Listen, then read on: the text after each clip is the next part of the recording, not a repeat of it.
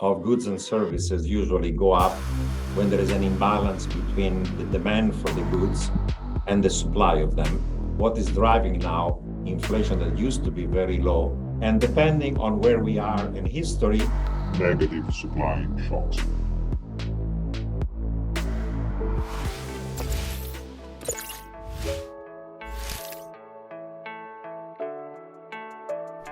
Hey everyone, welcome back to the Mark Loeffler Experience. Well. Today, we're talking Dr. Doom. I mean, he doesn't like to be called that. He likes to be called Mr. Realistic or Dr. Realistic. I'm not Dr. Doom as they call. I prefer to be called Dr. Realist, but it's not as sexy as Dr. Doom. Nouriel Roubini, who had predicted the global housing crash or the bubble in 2008, 2009, 2007, and saw that financial crisis coming, is now predicting that 2023 will be ugly. Now, obviously, if you've watched this channel, you know that I am falling in line with this thought. The soft landing that everyone thinks is coming, I don't think it is, but I am hopeful.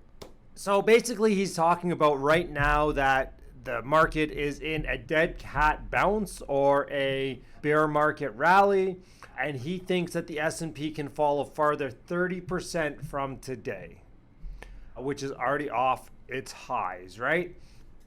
So basically, we're in a debt trap. The government obviously spent a lot of money during COVID, and his reasoning is that they spent too too long. It was needed at first to prime the, it's like it was basically like the engine had stalled and you needed to press the fuel button on the side to pump some gas into the engine to get it going again. Well, they did that, but then they just kept pressing the prime button and they kept priming the economy that just went into hyper mode, which we've all seen with asset prices over the last couple years. So what he's saying is now that he thinks that they're going to have to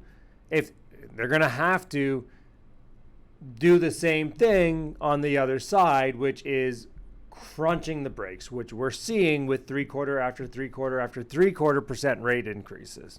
He thinks that we're going to get to at least 5% interest rates, short-term interest rates over the next 6 months. And we're going to see, obviously, that affects people who have debt. So leveraged buyout firms, all the governments, they were drunk on free money too. What are they talking about? Zombie households, corporate banks, shadow banks, zombie countries are going to die. And as we always say, when the tide goes out, we always see who's swimming naked.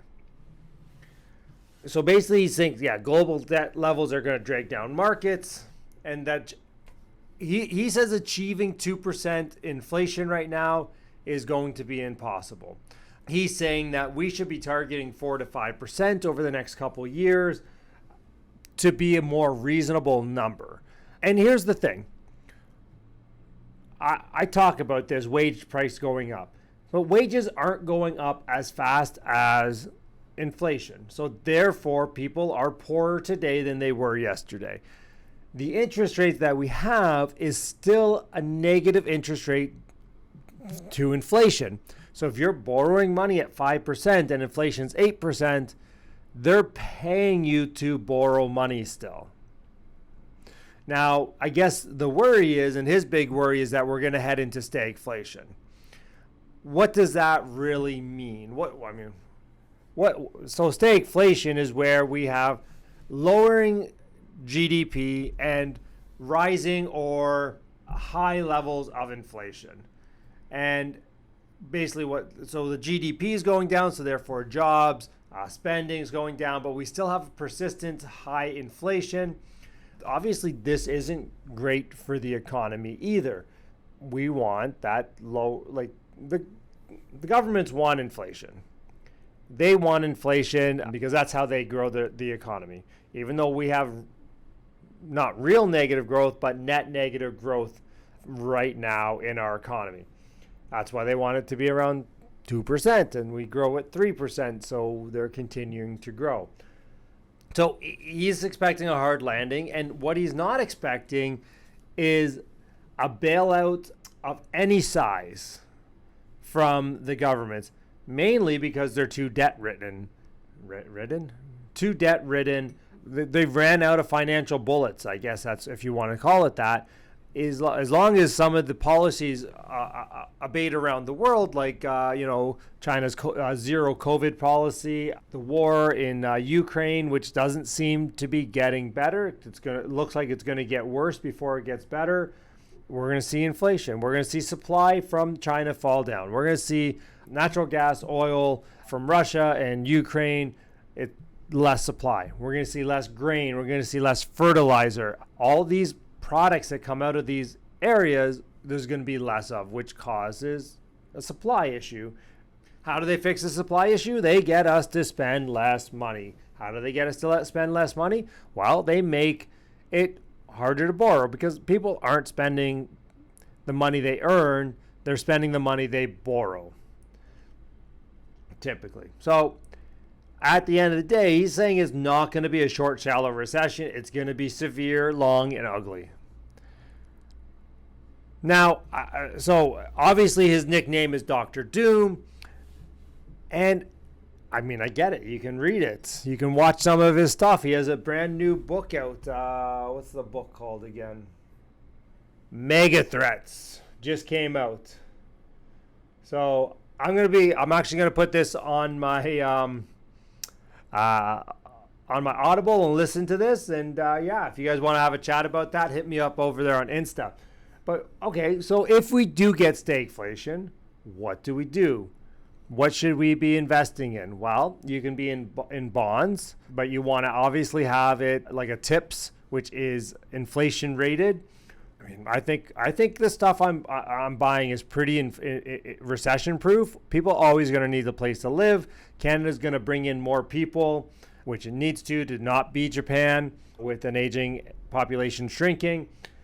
And yeah, I mean, people are always going to need a place to live. So I like that. But those are really the two. Unless you're going to sit here and short the market, I do obviously have some dividend producing assets, and I like those. And I'll just hold on to those and sell calls on those. But that's basically what I'm doing. Oh yeah, my number one asset, cash. I mean, I'm prepared to deploy some money after this gets going. And I'm sitting on some cash right now that I'm waiting. And not too much as compared to my overall net worth, but maybe 20%-ish. It's the most cash I've ever sat on waiting. So hopefully I'm not wrong. But even if I am and I lose some money to inflation, I can, get in anytime. So kind of waiting. But anyways, that's what I got for you guys. So just so everyone knows, I'm going to be out in Edmonton the Tuesday after Canadian Thanksgiving to basically there Tuesday, Wednesday. So if you're out there, reach out to me on Instagram. Maybe we can grab lunch. If you guys want to come tour my buildings, happy to do that. Also, next meetup is October 24th. We had a great time at the last one on Monday. Lots of new people, lots of great people. So yeah, would love to see you out there. And as always, this video is brought to you by Gaetano Loeffler Real Estate Services. If you're looking to buy a home, sell a home, or invest in real estate, we look forward to working with you. Have a great day, everyone.